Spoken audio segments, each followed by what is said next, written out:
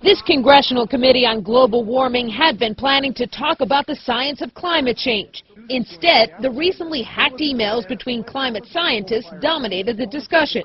Republican Congressman James Sensenbrenner, who has acknowledged the Earth is warming but says the danger is overstated, voted against the creation of this very Committee on Energy and Climate Change. He says the emails in question poke a hole in conclusion that the question of human influence on climate change is settled. These emails show a pattern of suppression, manipulation, and secrecy that was inspired by ideology, condescension, and profit. They read more like scientific fascism than scientific process. The head of the committee, Democrat Ed Markey, has written legislation designed to reduce global warming gases. They sit over here using a couple of emails as a reason why we should stop all efforts to deal with this catastrophic threat to our planet. At the center of the emails, Professor Phil Jones of the University of East Anglia, who led the university's respected climate research unit. Jones has stepped down from his post while the university investigates. In one email, he writes about a trick and later mentions hide the decline, but it isn't spelled out. The president's top science advisor is John Holdren. I haven't read all the emails either.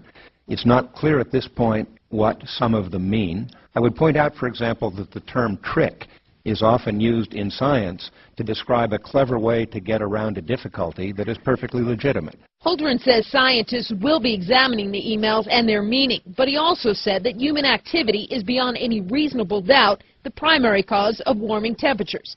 As the emails come under scrutiny, so is Penn State's Michael Mann, a recipient of some of the emails. Penn State says it's begun an inquiry.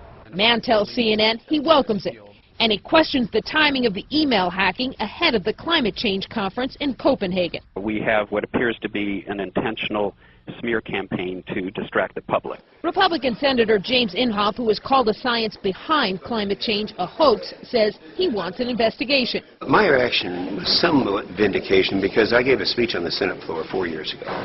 And in a related conversations where scientists had come to me in saying that this is not objective science, they won't allow dissenting views and all these things that are in these memos now. But the Union of Concerned Scientists says Inhofe and some other lawmakers are just advancing conspiracy theories that won't change the scientific consensus. Ice sheets are melting. The seas are rising. These are facts on the ground that Americans see. They know that global warming is happening, and a few private communications are not going to change that.